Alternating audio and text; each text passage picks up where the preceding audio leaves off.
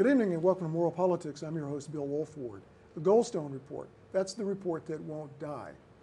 The Israel lobby and the Israeli government have mounted an unhinged assault on the Goldstone Report and its chief author, Judge Richard Goldstone. Tonight we probe why Zionists are so panicked by the Goldstone Report. I'm joined by Richard Silverstein. Richard is architect, founder, and chief blogger at Tikkun Olam, an Israeli-Palestine peace blog. He is also a reporter for Al Jazeera English. He is a practicing conservative Jew and a welcome returning guest to Moral Politics. It is my pleasure to welcome Richard Silverstein to Moral Politics. Thanks a lot, Bill. Good to be here. Why does Israel and its American lobby want the Goldstone Report dead? It goes back to the Gaza War of 2006. Israel, in the course of trying to destroy Hamas, killed 1,400 Gazans, 1,100 of whom were civilians. There was an outcry outside of Israel after that war, and that resulted in the appointment of Justice Richard Goldstone from South Africa, South African Jew and Zionist, to head a commission for the UN Human Rights Council to look into charges of war crimes against Israeli forces and against Hamas for the rockets that were fired in southern Israel. When he compiled that report, which Israel refused to cooperate with, refused to send anyone to testify to represent Israel's position. Well, what is the gist of the Goldstone Report? Why this lack of cooperation? Israel felt that if it could ignore the report, and it's done this successfully in the past, so this is just a strategy or tactic that they tried to use again. It didn't work this time. They said, if we ignore this report, if we do our best to suppress it, and we get all our allies in the United States and all around the world to emasculate this report, eventually it will go away, and we won't have to deal with it. But this report is not going away, so it's not a report like all the others. It's right. And different. now, I mentioned to you when we were talking earlier that Brad Burston in the Haaretz has written a wonderful column about Goldstone and why Goldstone is important to Israel. And he says there that the Israeli government now acknowledges the grave mistake that they made in not cooperating with Goldstone, because they cannot kill it, like you're saying, and they must address it in some way. And now the way that they're trying to address it is by a full-bore, head-on, all-court press assault on Goldstone from every possible angle, all over the world. They're trying to smear Judge Goldstone himself. They're trying to attack the report itself, and they're trying to put out their own conflicting account of what happened in Gaza from their point of view, and it's not succeeding. Well, this sounds like an existential threat exercise on Israel's part.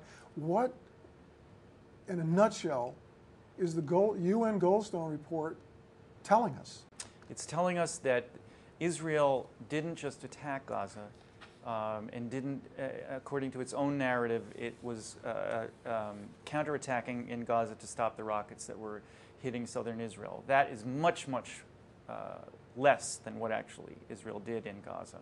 It was a complete assault on not just the Hamas fighters in Gaza, but on the entire population of Gaza. The 1.5 million civilians in Gaza were under massive assault. The entire Gaza civilian infrastructure was destroyed. Was it a deliberate attack? Yes. Well, Goldstone doesn't want to make any definitive judgments. He wants to bring the evidence. And the evidence that he brings, as I understand it and as I have read it, says that this was a massive all-out assault on Gaza, both military and civilian targets, from the first minute of the war until the last minute. They attacked schools, they attacked sewage treatment plants, they attacked homes, they attacked the Gaza Parliament building, the ministries, they killed civilian Hamas ministers in their homes. It was just savage all-out war. And the Israeli press is telling us that this is a new strategic doctrine that the IDF has adopted that it didn't adopt before the Lebanon War. And it's a new form of assault. There is no such thing in this strategy as an innocent civilian. Every civilian is the same as a military target. There is but no there are a lot of distinction. humanitarians and NGOs that take big issue with that Well, doctrine. Israel included in its assault the NGOs in Gaza. It bombed a UN food warehouse. It attacked a UN school in Gaza, and the UN protested vehemently. And in fact, last month, Israel paid the UN $10.5 million for one of those assaults. And many of the UN personnel and critics of Israel felt that this was a pittance compared to the amount of damage that was done, both to the UN's reputation as a civilian entity there, and a pittance to get Israel off the hook for the crimes that it has committed. And if you take all of that in toto, what Goldstone is saying is this was a massive attack on civilian infrastructure in Gaza. But does it sum to war crimes? Goldstone doesn't make that definitive judgment. But what Goldstone says is, I want there to be an independent investigation both within Israel and within Gaza of that claim. He presents all the evidence. I believe that all the evidence can only lead in that direction, to say that there were war crimes. And I want to add that there were war crimes committed by those who sent rockets that attacked civilians in Israel. Neither Goldstone nor I are saying that only one side was guilty here. But the guilt is far more on the Israeli side because of the number of people killed and the amount of damage that was done. Well, you know, considering what people witnessed a year ago, that was televised somewhat, and the consensus of the NGOs, I forget who said it, but someone came out and said no one could have arrived at a decision other than that found by Judge Goldstone, that Israel was systematically targeting the civilians and their infrastructure. Yeah. So this outrage seems wild in context. I think that Israel is trying its best to put its own perspective forward on this. And one of the interesting arguments that they claim is that they need to fight a new kind of war because military guerrillas and insurgents are no longer fighting conventional wars, this asymmetrical warfare, as it's known. And they say that the old rules of international law and war laws governing war are inapplicable to the new context in which Palestinians fight from within civilian populations, and the alleged claim, which has turned out to be false, that they use human shields to protect them as they fight. Israel is claiming that the Geneva Conventions that govern rules of war are no longer applicable. This is not going to fly. Yeah, but doesn't that simply ignores the reality of Gaza, which is basically an open-air prison camp? Yeah. We're not dealing with a warring population that has an army.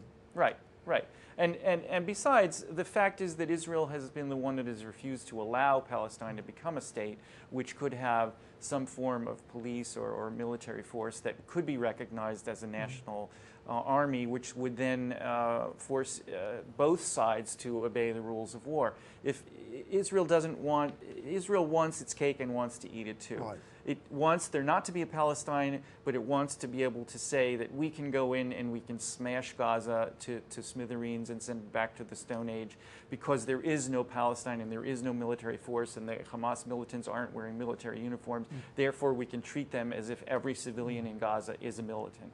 And I think the casualty statistics are very damning for Israel. I think it's something like 100 to 1 casualties, 1,400 Palestinian dead, many civilians, and I think 14 Israelis. I believe 4 of them, they're blue on blue, their own soldiers killing their own soldiers by accident. Yeah. What about, wasn't there an incident of civilians under a white flag being sniped?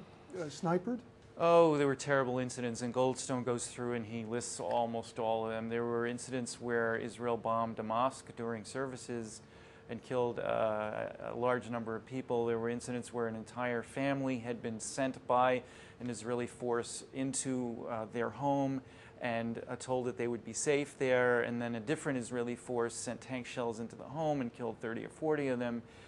You could just go on and on. There were at least 7 or 8 or 9 stories like this. The UN school that I mentioned, a shell landed in the school and killed 30 or 40 people. Just terrible incidents like this. And in addition, they had incidents like where they would send drones and they would have the drones attack, and they often, the drones may or may not have hit their target and often killed civilians as part of the attack. So it was an awful, catastrophic massacre. It was a killing field with white phosphorus that was so visible to people watching. White phosphorus was part of it, and there was another weapon called DIME, D-I-M-E, which is a carbon tungsten based weapon that does savage damage to the internal organs of the victims. Much worse kind of damage is done. The supposed benefit of this munition is that the damage is in a very confined area, but the people that are victims of it are just maimed beyond belief. Well, the Palestinians did not deploy white phosphorus or dime weaponry against the Israelis, that's for sure. No. Now, who is it that is leading this charge to suppress the Goldstone report and to savage Judge Goldstone himself? Well, it's a combination of different forces, starting with the Israeli government itself. It sends its ministers off around the world. On Yom HaShoah, Holocaust Day, it had the president of Israel was in one country and the foreign minister in another and the prime minister in a third. And they were going to Yom HaShoah commemorations at the UN and various other places. And part of their coordinated Hasbara message was the Holocaust that was perpetrated on the Jewish people by the Nazis is being yoked to a Holocaust being perpetrated by Judge Goldstone and the UN on Israel and smearing its reputation. Now, when you say Hasbara, what you're referring to is this very polished propaganda that is Israeli propaganda. Right. And in fact, Israel, for the first time, has actually created what it calls a Hasbara ministry, which is a full cabinet-ranking ministry. We would call this the information ministry in other countries, but in Israel, it's called the Hasbara ministry. It actually has that name, Hasbara ministry, and the Hasbara minister is a settler by the name of Yuli Edelstein. You know, you can't make this stuff up. You can't. I often, as I'm sitting at home writing my blog posts, I'm just like, I'm laughing to myself exactly in those terms. But what you were referring to earlier is the Shoah commemoration that happens annually. There's two Shoah commemorations, and one just recently took place, and the elite of the Israeli government took that opportunity to couple the Holocaust remembrance with another Holocaust being perpetrated by Judge Goldstone, which is rather far-fetched, to say the least. To say the least. And also there have been Israeli politicians who've called the Goldstone report a blood libel, which is another term that was used by Christians who claimed that Jews used the blood of Christian babies to make matzah. That was something that was used in Russia, the Tsar's times, against Jews. So the yoking together of terms like blood libel and Holocaust with the Goldstone report is an attempt, it's a deliberate savaging of Jewish history, an abuse of Jewish history, a misunderstanding of it, in order to create a partisan political agenda. And does it also indicate desperation, that they're not winning the moral argument here? Yes. As as I mentioned to you, in the beginning, Israel thought it could ignore Goldstone. And as Goldstone has gathered momentum, it's gathered steam, the attack on Goldstone has become more and more savage. And I wanted to go into another element of the savaging of Goldstone, which is the pro-Israel lobby and its allies in the United States and elsewhere are coming into the fore as well. And we should talk about Elie Wiesel and Alan Dershowitz, who are two of the chief defenders of Israel's interests here in the United States. Defenders or junkyard dog, depending on your perspective. Well, in the case of Dershowitz, I use all sorts of epithets to describe him, and that's like one of the more mild ones. Dershowitz did an interview on Israeli Army radio in which the interviewer said to him, some of these charges that you're leveling against Justice Goldstone seem horrific. Are you accusing him of being, and he used the Israeli term, moser? And then he, in English, translated that and he said, are you accusing him of being an enemy of the Jewish people, a traitor to the Jewish people, a betrayer of the Jewish people? And Dershowitz pointedly said, yes, I am accusing him of that. And then he quoted a prayer that comes from the Jewish prayer book, which says that non-believers and heretics among the Jews will have no hope There's no hope for the future. They will be destroyed. Dershowitz made no bones about the fact that he wished ill on Justice Goldstone. And in Jewish tradition, if you call someone a Moser, you are entitled to kill that person because they are a danger to the entire Jewish community. Dershowitz knew exactly what he was doing. He's not a stupid person. He's an extremist, no doubt. He's also a dissembler as a lawyer. I think he handles only murder cases, and he's also coupled to the O.J. Simpson case. Tells you what kind of character we have there. Yeah, and he also defended Klaus von Bülow and just any number of cases like that. And he's used the same kind of underhanded, slimy tactics in his defense of Israel and the fights that he had with Norman Finkelstein, who proved that Dershowitz was a plagiarizer in his books in defending Israel. And Dershowitz is just he's really slime, I have to say. Why would he side with the horror that's taking place and not look at the humanitarian issues? But that's kind of rhetorical. Yeah. I don't think that Dershowitz is interested at all in anything outside of Jewish suffering and Israel per se. There's a whole mindset in American Jewish identity and in Jewish life that says that Israel is in effect a religion. Finkelstein has called the Holocaust a religion, but I think even more so Israel itself is a religion for certain Jews. And this is true of Dershowitz and Wiesel. And Israel is at the center of Jewish life, and there seems to be no other significant element of Jewish identity or Judaism than Israel. And I think that is a travesty. Can we call that Zionism? Well, that's a big question. I think that is I would call it classical Zionism. I would call that traditional Zionism. Basically, when the tenets of Judaism are swept aside and just blind allegiance, worship almost, of Israel substitutes. Yeah, and for classical Zionists, Israel is the center of Jewish identity. It's the center of Jewish life. It's anyone who is a Jew must make Aliyah to Israel. If you don't, you're just going to be a remnant that's going to end up being assimilated and destroyed outside of Israel. And when you say Aliyah, you're talking about pilgrimage to Israel. Right. Aliyah means immigration, but it means literally going up. So it's a form of sacred, spiritual elevation. You go from the diaspora, in the low diaspora, and you go up to Israel, and there you're spiritual, you're enlightened, and all this other stuff is that traditional Zionist outlook. Which is not necessarily a tenet of Judaism, though. Well, I see the diaspora as having value, and I see Israel as having value for Jewish identity. I don't see one negating the other. But in Zionism, the diaspora is always negated. It's always belittled, demeaned. If you're in the diaspora, you're not really a Jew. You're not someone that they need to take seriously. And that's something that in my blog I do battle with that almost every day. I consider myself a critical Zionist or a progressive Zionist, but I'm willing to criticize the policies of Israel without saying that Israel itself should not exist or should be destroyed. And so I consider myself a Zionist, but I don't consider myself the kind of Zionist that Alan Dershowitz is or Elie Wiesel is or the folks that represent the Israel lobby. No, you just mentioned Elie Wiesel. He's noted for his work on the Holocaust. He's very intimately associated with Holocaust work. Is he leading the charge as well? Elie Wiesel is definitely one of the people who's become much more pro-Israel over time. In the 1960s, he did some wonderful work as a Holocaust survivor. He wrote one of the first important novels about the Holocaust called Night. He spearheaded the Soviet Jewry movement, which attempted to liberate Soviet Jews from Russia and bring them to Israel and to the United States. But lately, in the last 10 or 20 years, especially after he won his Nobel Peace Prize, he's become much more strident.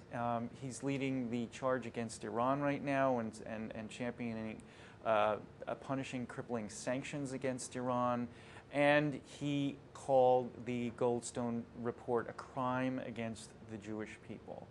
That is extreme. Well, not just extreme. I wrote in my blog that I asked this rhetorical question: when was the last time that we heard any historical event called a crime against the Jewish people? The answer, of course, is the Holocaust. And this is something where it's an idée fixe for people like Wiesel, that there is one central event in Jewish history, and that is the Holocaust. And they judge every other event that happens after the Holocaust in the same terms, as if it is a new Holocaust or a potential Holocaust. And it's horrific to misuse Jewish history in this way. And I want to add also that Elie Wiesel has jumped into bed, unfortunately, with the Christian Zionists like John Hagee, who just gave $9 million to some pro-settler Israeli organizations, and he gave $500,000 to Elie Wiesel's foundation, which, by the way, was wiped out by Bernie Madoff in the Ponzi scheme that he perpetrated. I used to admire Elie Wiesel and find him to be a moral conscience of the Jewish people, and now I find him to be completely inexplicable. I know that Netanyahu and both Abbas are certainly suppressing the Goldstone report. It's surprising that Abbas, the Palestinian Authority head, would take that position. He did initially take that position, and he told his own delegate in Geneva to ask the body to put the report aside. And there was such an outpouring of anger from Palestinians and others that he eventually turned his back 180 degrees on that position. But the reason why initially he was opposed to the report was that Israel was threatening to withhold a $700 million contract for a new telecommunications company that would serve the West Bank. And Israel was able to do that because it controls all of the access points. It sounds like blackmail, doesn't it? It was absolutely blackmail. And another point that was made to the Palestinians was, if you don't suppress this report, we will turn the West Bank into Gaza. In other words, we will lay siege to the West Bank. We will do all the bad things to the West Bank that we... Well, I know that despite the efforts to suppress and actually kill the Goldstone report, there's the Libya factor. Gaddafi, I believe he's chair of Libya is president of the General Assembly in the UN? Yeah. The Libyan representative is president of the General Assembly. So if the Security Council does not make a referral or squelches the report, then there are things that the General Assembly can do as well. Libya is a member of the Security Council. And I think it is because he's the president of the General Assembly that I think that makes him a member of the Security Council. So this is definitely a report that won't die.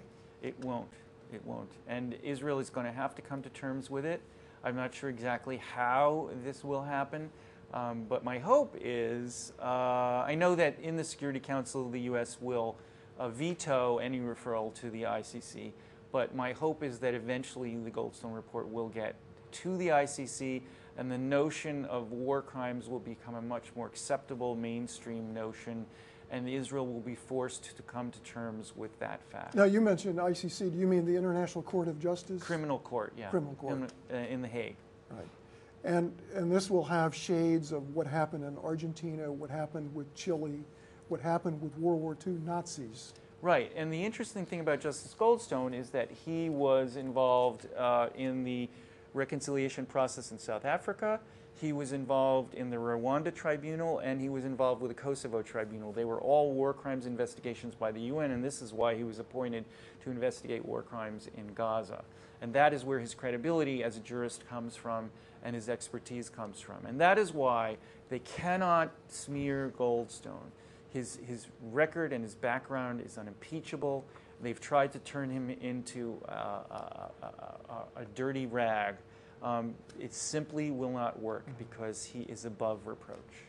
Well, what we're seeing now with this attack, this suppression of the Goldstone report, is that they're coupling it with Iran even, with Holocaust even. Shouldn't we wise up about Hezbollah? Aren't we about to sanction Iran? Aren't we going to potentially see a strike on Iran, a game over or a game-changing stupidity? My real serious concern, and this is what I mentioned about Elie Wiesel, he's not only attacking the Goldstone report as a crime against the Jewish people, but he's attacking Ahmadinejad and Iran, and along with Bibi Netanyahu, and saying that Iran wants to wipe out not only Israel, but the entire Jewish people, which is completely far-fetched and an absurd notion that is a travesty. And my problem is that Israel I believe that Israel is willing to let the notion of sanctions work its way through, and once the sanctions don't seem to change Iran's behavior, the next step for Israel would be an attack on Iran, and that deeply concerns me, and that's what I've been writing against for the last year or two in my blog, and I think it would be horrific development if it happened. So if we don't take the Goldstone report seriously today, there'll be another Goldstone report detailing even worse human rights atrocities in the future. It could be Iran, it could be something else. We only have a little time left. It seems like on one side we got the humanists, many who are Jewish, and that are behind the Goldstone report, and then we have our elected Democratic leaders who are not. Can you explain that? The Democratic Party and the Republican Party are basically bought and paid for by the Israel lobby, by AIPAC and all the other associated groups. They can't diverge too much from the narrative that is put forward by the lobby. AIPAC and the lobby are that powerful? Extremely powerful on this particular issue. I wouldn't go as far as some people say that Jews control the media and all that stuff. That's baloney. But AIPAC on the issue of the narrative about Israel and the Israel lobby is extremely powerful, and members of Congress can't diverge. However, I do want to mention one very, very hopeful point, and that is that 54 Congress members, who are all Democrats, voted to send a letter to Barack Obama and ask him to demand that Israel lift the siege of Gaza. That is the crack of the Israel lobby, the hegemony that it has over this discussion. And I'm hoping to see many more cracks like that in the edifice in the future. Well, it seems like the Goldstone report is a report whose time has come, and it can't be killed despite all the Hasbara, despite all of the AIPAC lobby effort, the intimidation and the bribing of our elected leaders. Richard, I want to thank you again for coming on and being a voice of conscience and speaking about the Goldstone report and its importance and why we need to be alert that people are out to suppress it. Thank you. Thank you, Bill.